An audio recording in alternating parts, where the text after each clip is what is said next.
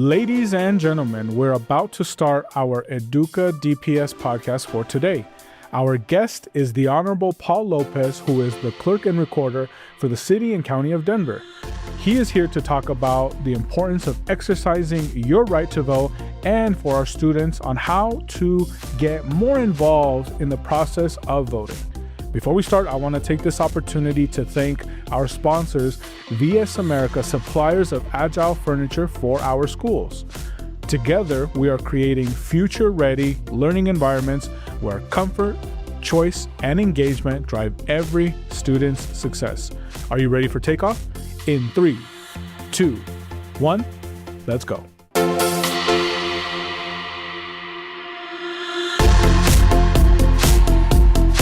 Hello, everyone, and welcome to the Educa DPS podcast. My name is Javier Ibarra, and joining us today is a man who describes himself as the protector of democracy for the Mile High City. He is a West Denver native, so am I, a former councilman, that's when I met him, and our current clerk and recorder, our very own Paul Lopez. How are you doing today? I'm doing good. How are you? Man, it's great to have you in the studio. I was just listening to your Spanish podcast, the previous version of this, and I just thought, wow, how do I follow that up? So I'm going to do my best. You're a natural. I mean, you know, the Mexicanos from here, we struggle a little bit with Spanish, but hey, you know. It happens. It happens. Yeah. It's part of who we are. So before we get into the nuts and bolts of our elections and protecting the vote, can you share a little bit about your journey? And I'm really interested in this because, you know, you're from West Denver. Yeah. I'm from West Denver. The West Siders. You went to the Rary campus. I went to the Rary Yes, sir. campus. Yes, sir. You know, and so we grew up here. I want to know from the moment you started school to how you got to be clerk and recorder. Give me that synopsis. Yeah, we have time. We have time. Yeah. All right. Well, Javier, I appreciate you. And, you know, from one West Sider to another. My story is not unique, and neither is yours. And I don't say that as an insult. I say that as something powerful because there are a lot of us. Absolutely. You know, born and raised in the West Side. You know, my dad's Mexicano. He's from Veracruz, from Jalapa, Veracruz. And my mother's born in Albuquerque, but raised here in Denver. One side of the family, they say that whole thing, I've been here 7 generations, you know, before, you know, borders crossed us and all the other stuff. Sure. And then the other side is my dad, is Mexicano. Yeah. Very old school. You know, I consider myself Mexicano. You can call me Chicano, that's fine. You can call me Latino, that's fine. Yeah. Don't call me Hispanic, but you call me Mexicano. Yes. And for the longest time growing up, you call me Mexicano, and it was like a shameful thing. And that was the experience for a lot of us, especially here in the U.S. And that's the experience that a lot of us have, you know, dichotomy, right? There was always something in front of the word Mexicano.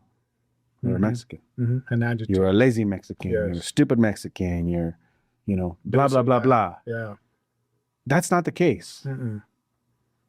Being Mexicano, we're hard workers.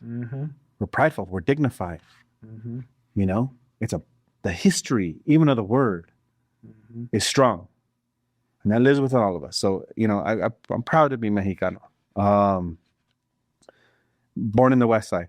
I went to school in all DPS schools almost. I mean, my dad was a janitor. My mom was a DPS teacher. She taught at Westwood Elementary back in the day, and Castro became Castro. And I'm glad this is a DPS Educa podcast because I want to talk about DPS and that history there and why we're not the only ones. And it's a good thing where we're not unique. You know, I grew up in Westwood. I moved around a lot because every time the company my dad worked for got bought out, you know, got changed. You had to clean a different building. They would bring in a cheaper company. We'd have to move. I think I moved like 27 times in my whole life. Oh, my goodness. I went to 4 different elementary schools, including, you know, Newland and Knapp. I went to 2 middle schools, started at Kepner, ended up at Hamilton, had to get bused out there, you know. So, you know, that was tough. I mean, my second grade year, and the one year I went to school in Arvada because we were living in an apartment in Arvada, I got humiliated for speaking Spanish. I tried to correct my teacher when she was talking about a rabbit in the Southwest named Conjo. And I said, no, miss, I think his name is Conejo. And she called me a clown in front of the whole class. Wow. For speaking Spanish. And only clowns speak Spanish, and you're not a clown, are you, Mr. Lopez? I said, no. I didn't speak Spanish until I was working in a restaurant over on First and Sheridan, Looking Good restaurant. I lied so I could work. Don't do this. It's illegal. 14 years old, I was working in a restaurant, bussing tables over at Looking Good restaurant. I did everything in the restaurant all the way into college. I put myself through, kept me off of the streets, kept me out of trouble. Ended up, graduating from West High School in 1997. Go Cowboys! Played varsity baseball. I loved it. My mother had gone there, so I felt, a little bit of pride doing that. Absolutely. I went to UCD. I was in the pre-collegiate program. Mm-hmm. Went to UCD. Didn't know what to major in until my last year of college. I was in MECHA, the Movimiento Estudiantil Chicano de Eslan, UMAS, MECHA. Mm-hmm. It really connected me To your roots. to my roots and to who I was. But the most important thing was that as a young Mexican man in school, I shouldn't be the only young Mexican person in school at that campus. And our whole thing was to recruit and retain, our community in college, right? And so I fell in love with community organizing, was doing stuff. I mean, that happened when I was 13 years old. I was knocking on doors, registering people to vote at 13 to name the school officially that was being built Castro Elementary. After Richard T. Castro, who fought for bilingual education, who fought against English-only initiatives. My mother was a bilingual teacher. They, wanted to do sink or swim, English immersion, English only in her class. I went through that. I went through that here at DPS. See, there you go.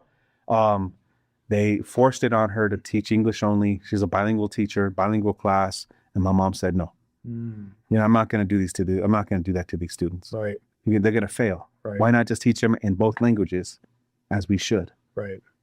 And she got suspended or dismissed. The district went hard on her. Padres Unidos was organizing at the time. Movimiento Poder. I know them well. Yeah. Ricardo Martinez was in my front room and started talking about community organizing, and I fell in love with that. Yeah. And in a lot of ways, they used to tease me that was the first joven. But very cool. Joven de Padres Unidos. Yeah. And then from there, I was in college and just fell in love with organizing. Did a lot of community organizing. I ended up being a union organizer, working in SCI Local 105. I put myself through school, graduated in 5.5 years with a degree in political science. And one day in 2007, I was driving down the street in Federal, and I noticed how different it looked from the rest of the city. Absolutely. On one side of the city had coffee shops, and our side you had pawn shops. One side of the city you had liquor stores, which was our neighborhood. On the other side of the city, you had grocery stores. Something's wrong when there's that kind of disparity in our community. And I never really understood discrimination until that right then and there. In our built environment, parks are in disarray. Every house is graffitied on. Streets are in disrepair. Potholes, trash. I was like, what the hell's going on? I was just driving through that neighborhood the other day, and I thought, these streets are terrible. Wait, in the west side? What do you mean, dude? I ended up paving those when I was a councilman. Jeez. Well, just kidding. Yeah, no.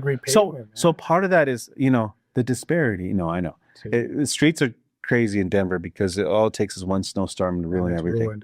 But there was a disparity in our community, so that's why I ran for city council. I remember that. I was 28 years old when I ran. Young people, I was 28. I had no business doing that at 28. I won. Yes. And I represented it proudly, my home district for 3 terms on the city council. And, I ran for clerk and recorder because I realized it's much more than just, you can be an amazing council person, an amazing advocate, but change doesn't really happen in politics until they realize that the West Side turns out to the ballot box. Absolutely. When people vote, people pay attention. Yes. And it just so happens that in a lot of our communities, we have low voter participation. And so low voter participation means less attention from the city. You can have amazing advocates like you have right now on city council or, in the past. But you bolster them. You bolster that fight. You bolster that position if the majority of people in your district were voting. Mm-hmm. In a district at the time of about 57,000 people, only 5,000 would participate in the election. Think about that. That's so low. That's low. So no wonders our district was the way it was. Yeah. Right. And so that's why I ran for city council or for Clerk and Recorder, because at the end of the day, it's about, are you coming to the ballot box? And is it easy to vote? Right. And what are we doing to make sure that people can vote? Absolutely. And remove all the barriers so that people can vote, other than, what's required by state law. Absolutely. And just for our audience here, we're not going to get into any political, we're not going to get into the state of the union and what's going on. But what we are going to talk about is how do we reduce friction in order for you to vote, right? I look at it, it's the same thing. I used to do marketing and sales. That's kind of the route that I went. And the least amount of friction you have for someone to buy it, the more likely they are to buy it. Yeah. Right. And so this is what voting is about. This is what the work that you're doing here and that you're going to talk to us about. Yeah. So I appreciate you sharing your story, because it's very similar to my story. Like you said, right? I have trouble saying that it's not unique, but I feel like I really resonate with the story, right? Because the neighborhoods and the schools that you mentioned, I've been there, right? And obviously I've been there now as an employee of DPS, but I grew up on the West Side. I went to Barnum, I went to Richel, and then I went to West. Yeah. This Denver's my home. And so I've known you. We met when you were a city councilman, and I was working for Padres y Jóvenes Unidos. I was 15 and I was canvassing. Yeah. I was canvassing. So I was going door to door and letting folks know about, these are the initiatives. This is how we'd like you to support it, that sort of thing. And do you have any questions? And then registering people to vote, man. I was out there. I was in the north side. Now it's the Highlands, but I was out in the north side banging on doors and people, you mix feelings, they like it. So yeah. But for our audience, I want to give you all a little bit of the topic today. So we're going to explore how our local elections work and why student voices matter right here in Denver. And so in this episode, we're going to have the Honorable Clerk Paul D. Lopez, who's going to share with us how young voters can register, participate, and shape their community's future through civic engagement. So let's start off with the very first question. What are the requirements and who is eligible to vote? Let's just start off real basic. Yeah. Well, people that can vote in these elections are United States citizens 18 and up. Mm-hmm. And that's state law, and it's also, federal law, right? That doesn't mean that if you are not 18 and you're not a citizen that you don't matter or you do not have a place in this democracy, because you absolutely do. There are a lot of students that are not 18 years old that still matter. And, when they take to the streets and fight for, equality and, things that, that matter to us in this country, it's huge. The impact is huge. It's always going to be huge. In history, all the change from voting rights to equal rights, throughout our history has been, led by young people. Absolutely. Right. So don't think that you don't matter. Number one. Two, of that population, of our young population, in the last election, only 17% actually voted. 17% of the eligible voters 18 through 24 participated, turned in the ballot. And that's low. And that is terribly low. So if you're saying this, if you're a young person in the city of Denver, and you don't like the way things are going, you had an opportunity. You have an opportunity. And here's how you do it. And your voting is one opportunity. Yes. And it's the easiest. Yes. I'm not asking you to, go and create a new organization and go door to door, which you can do. Mm-hmm. I'm not asking you to run for office, which you can do. Mm-hmm. in some offices, you don't have to be 25 years old. I'm not asking you to go enlist and defend the democracy over the ocean, like my grandfather did in the 40s in World War II. Yes. I'm not asking you to face police batons in the streets like John Lewis did, right? Just to vote. All I'm asking is that you turn in your ballot. It's the easiest thing. Yeah. For all those people who did that stuff, so that you could just do it simply. 100%. Yeah. Voting is the easiest way to do it. And you know what? I know what people are going to say. it's rigged. It is not rigged. I'm the guy that's in charge of making sure it's not rigged.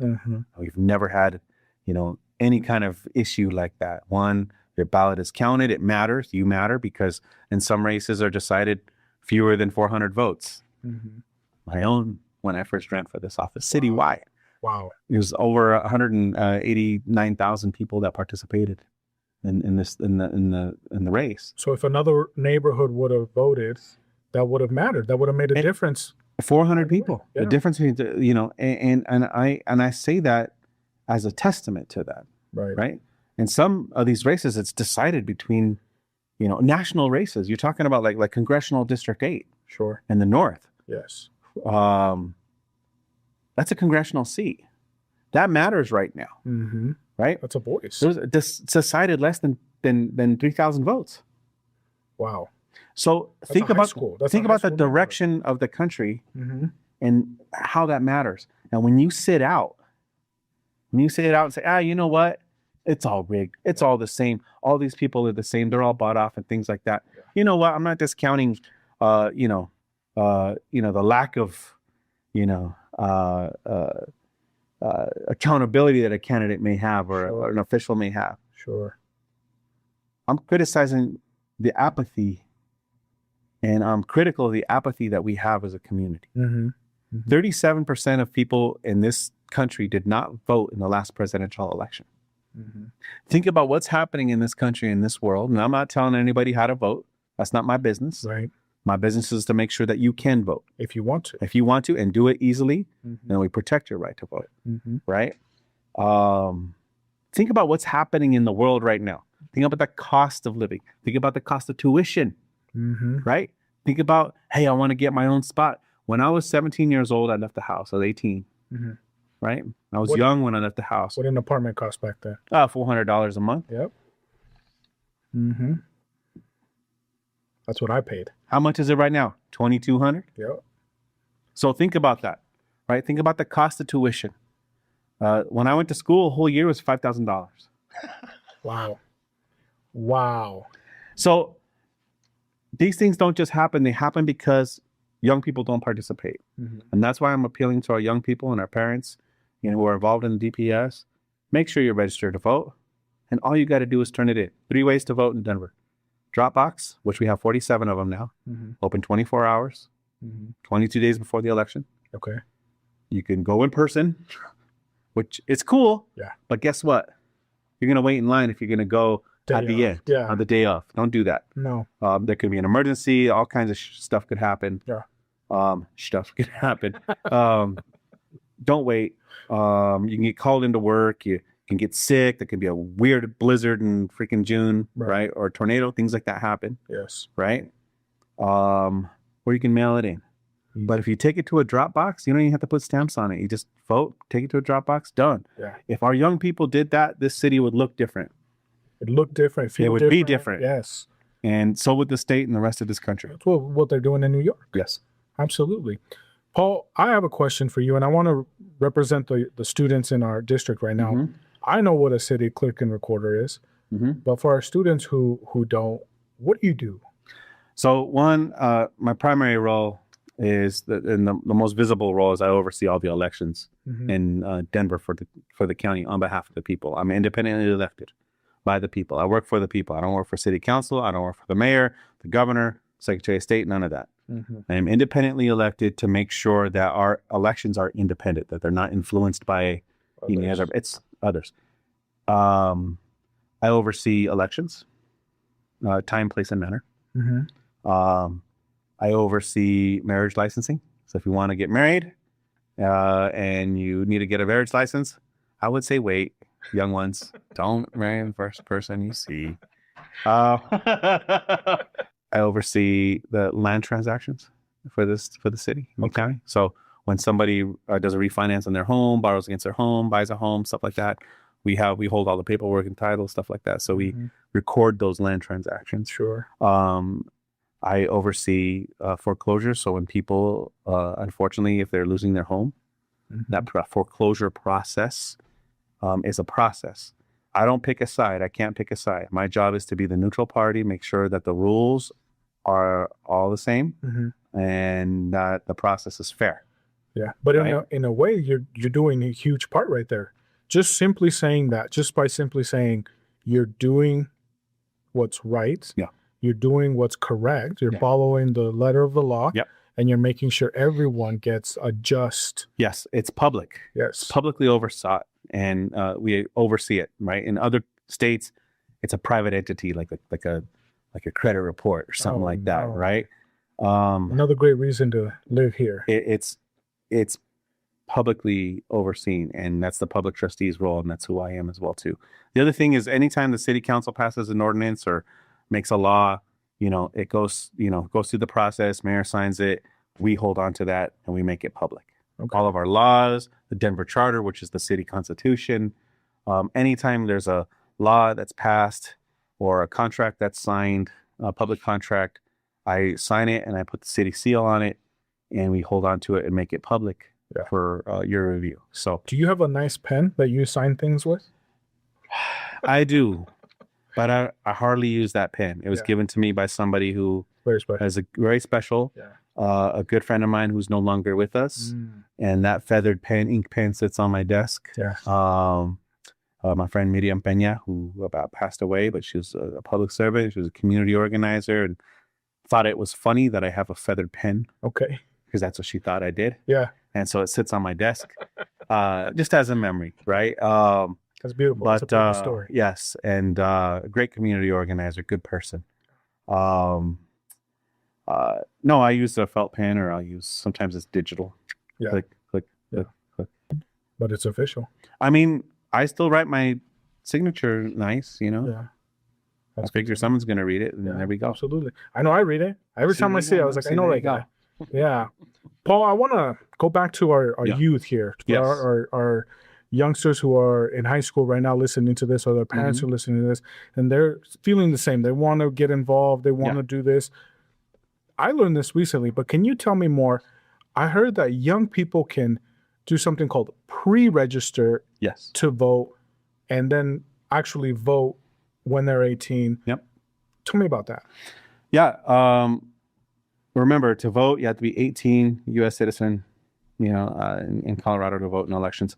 For those that are not, and that are U.S. citizens, at age 15, they can pre-register to vote. You can register to vote when you get your permit, right? And I know a lot of young people want to get their permit at 15. Absolutely. I did. I couldn't drive. I didn't have a car until I was like 20 something, but still, I could drive. The fact that I have my license, right, meant something. So, you can register to vote. As a matter of fact, you automatically register to vote when you get your license. However, pre-register you can do on your cell phone. denvervotes.org. That's all you got to do. denvervotes.org, and you could follow it, register to vote, and it takes you to the state site and you register to vote. It's easy. It's super easy. And I would encourage people, register to vote. And if you think you're already registered to vote, double check that information, because sometimes you, like me when I was young, I moved a whole bunch of times. You want to make sure that your registration is correct, so that when we send you your ballot in the mail, it gets to you. That's good to know, and it's good to know for our young adults who want to get civically engaged with this. Going along that, how does your office, you yourself, work with schools and universities to help students better understand elections, civic engagement, and then local government in general? Well, one, every high school has should have a deputy registrar. You have the high school deputy registrar program, which is a state program that we work with our office. We have outreach to over 30-something schools, and I say 30-something because it's growing, to develop to train somebody at your high school that's responsible for voter registration. Some high schools are doing it well. Sometimes some don't even respond. Sure. And I hope that this can, serve as a message to, if you're watching this, please make sure that your high school is doing this, because it's important. Yes. Young people's the students' vote is important. Also, people participating in elections is really important, right? So we do that. We have cafecitos.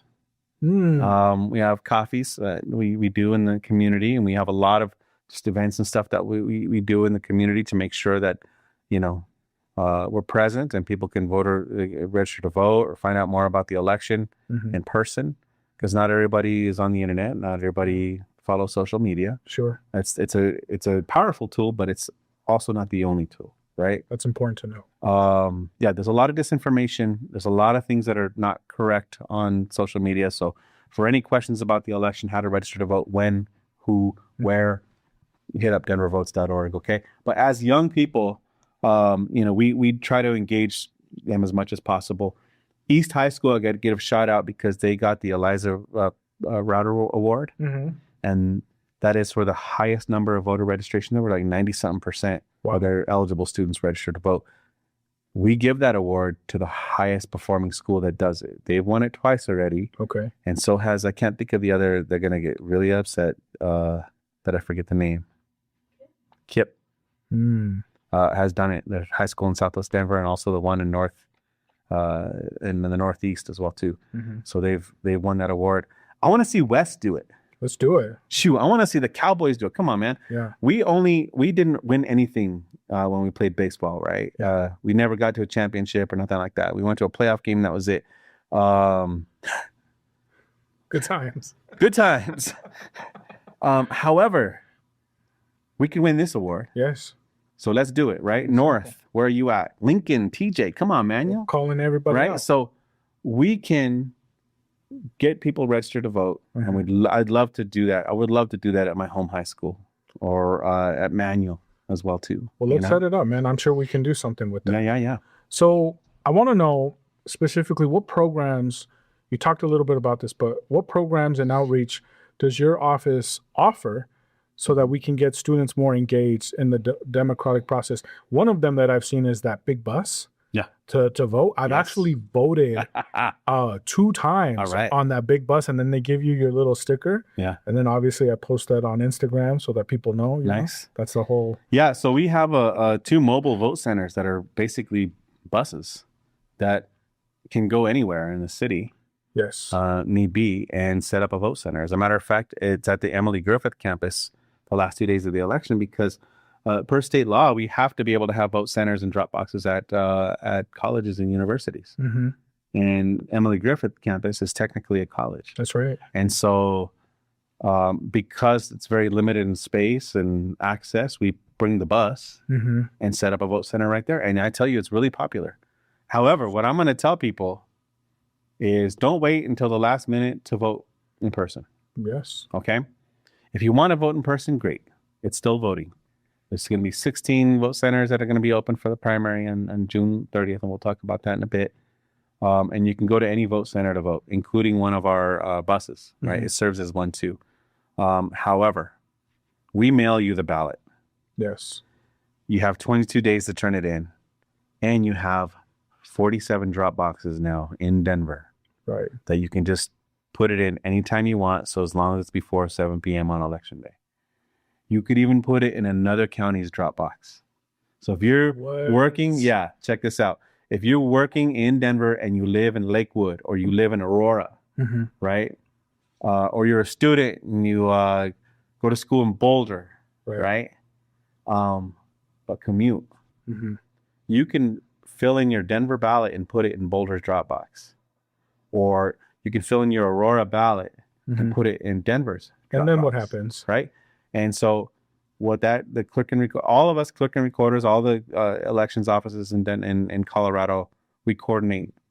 When we receive another county's ballot, we timestamp it to let people know exactly when it came in, right? And then the next day after the election, we do a ballot swap, ballot exchange. Aurora brings their Denver ballots. Everybody comes to Denver, and here's the Aurora ballots. Here's Jeffco's ballots. Here's the ballots we received from Weld County, and we do a ballot swap. Oh, that's so cool. You can put it in any drop box in the state, so as long as it's in Colorado. So we have 47 in the city, but even more statewide. And a lot of people depend on our ballot boxes in the city. We have the most in any region in the country right now. Of this region in the country right now. That's awesome. And remember, in some states, you don't have one ballot box, one drop box, because they don't believe in that. They don't believe in that. Yeah. We do. Why? Because one, they're secure. Yes. 2, they're monitored 24/7. Yes. 3, they're emptied out by teams of Republicans and Democrats working together. We get the ballots twice a day, and bring them.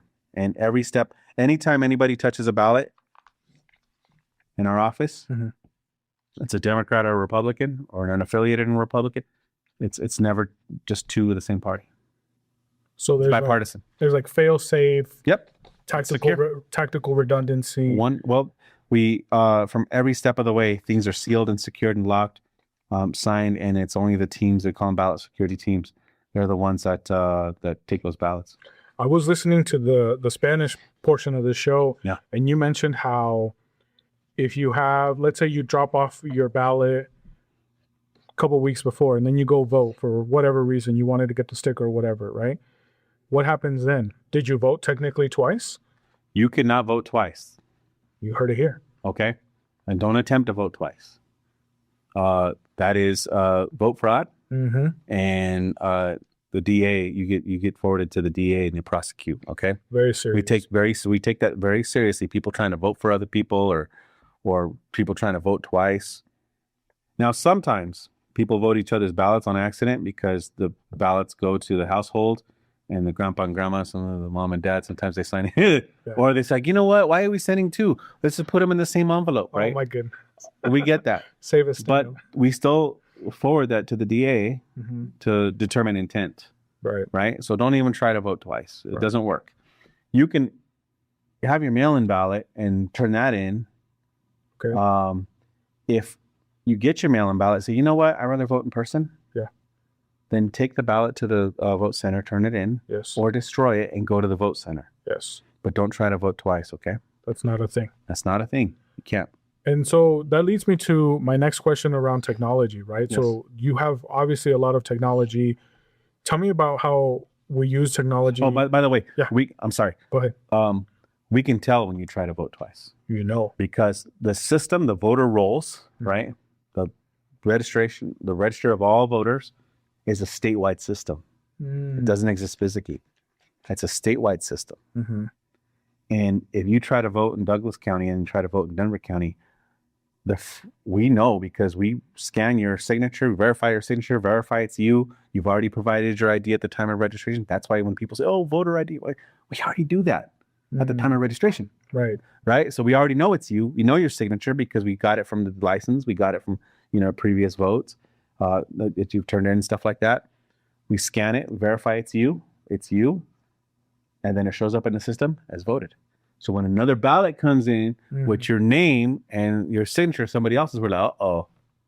Something's up. That's why we know. And we know instantly. Wow. That's why we can say that it is 100% secure. And that's how you know voter confidence. When people say, oh, there's voter fraud. Oh, it's rigged. It's not rigged. It's not a thing. So try it, test us. Don't do it.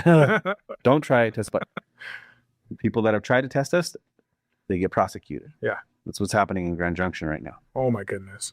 So with that, tell me about the technology, right? We're in the age of AI. We're in the age of all that good stuff. How do you make voting records, all of that easier? Well, using technology, we have it's multiple things, right? We do what's called a logic and accuracy test. Every single vote is a paper ballot. Okay, we mail it to you, or if you go vote in person, you fill out a paper ballot. You can turn it in. Let's say your ballot's in this envelope. Only your name appears on the envelope, not your ballot. So when we receive it, we scan it. It goes through a high-speed scanner. And then it verifies your signature, cuts it, opens it. People look at it, Democrat and Republican working next to each other. They verify the signature. They both agree. They move forward. If not, it goes to another set of eyes, right? If it doesn't match, because sometimes people's signatures change. Sure. If it doesn't match, we contact the voter and we say, hey, can you provide your signature again? It won't count unless you provide your signature. Sure. We need to verify that this is you. Yeah. That's called a ballot queue. You have 8 days after the election to be able to do that. Okay. We always give the benefit of the doubt to the voter. Sometimes a person Their signature may change because maybe they suffered a stroke or something else. So we give that benefit. Or, you stop putting a little heart over your eyes. And, I feel like there's a story that people. I saw your signature, how you had with a little heart over the eye. You just I'm called just me kidding. out. Just called me out. So I think, we use technology in a lot of ways. Mm-hmm. But at the end of the day, it's always a paper ballot. We test our equipment before and we do an audit after, just to make sure that everything's working as planned. Yeah. I tell you what, the technology we use, whether it's the statewide voter registration, everything else, it's very helpful. I would be careful with things that you see online. Tell me more. There's a lot of fake stuff out there, deep fakes, AI. Yeah, it's so It is advanced. You got to be mindful. If you have any question whatsoever about the election or your ballot or where to vote, how to vote, when to vote, just contact us, denvervotes.org. That's not AI. That comes to us. Or give us a call. The number's right there, 720-913-VOTE, right? Or hit 311. Mm-hmm. You call your clerk and recorder in any county, and we will help you. So if there's any question about, hey, is this real? Let us know. Paul, this is all great information. Before you go, I just have a couple more questions here. So we talked about how, you have to be a citizen. Mm-hmm. You have to be of age, which is 18. Yep. But for those of us who are not that or are younger, how can we get more involved or learn more about this civic process? What would you recommend? I'm glad you asked that question, because democracy isn't just about an election 2 or 3 times a year. Mm-hmm. Democracy is every day, and it's bigger than just voting. Mm-hmm. So folks who cannot vote yet still have a voice and still matter and can still affect change. You can campaign for a candidate. You can put a yard sign in your yard encouraging people to vote. You can get people in your family who are eligible to vote, or your friends, and get them to vote, because there's a lot of family members all the time say, oh, it's all rigged. Oh, they're paid off. All the candidates are the same, right? And sometimes it is one person in the whole family that can vote. And some of our families are big. I come from a small family, but sometimes you got 6 or 7 people in that household. Right. 10. Some of them can't vote. That makes your vote just as powerful. Sure. Think about what's happening in the world. Mm-hmm. If you're okay with the chaos, if you're okay with what's happening, you're okay with high tuition, you're okay with people being denied due process, you're okay with what you're seeing across these. I'm not telling you how to vote, but people can talk about these issues and have different positions on the issues. That's great. Then do something. Vote. But what you cannot do is nothing. Mm-hmm. Don't just sit back and watch things happen. Be part of it. And as a young person, young people, and our families in DPS, be part of something. Be part of it. It doesn't take much. All you got to do is, we mail you your ballot. Mm-hmm. All you got to do is fill it out, take it to a drop box, boom, done. You ain't got to suit up, ain't got to take to the streets. But for folks who cannot vote, you can. Put yard signs in your yard, campaign, encourage others, right? If something's not right, you see a protest in the street, go be part of something. Right. That matters. In our community, think about it this way. I saw a cartoon that Lalo Alcaraz drew up. Yeah. And it's this explorer in Mexico, and he comes across this Mayan temple. And it's this huge Mayan temple that says Latino vote. Wow. Latino. But it could be the youth vote. Right. But what he doesn't realize, under the ground is the rest of the temple, which is even bigger. And it says that eligible, unregistered Latino vote.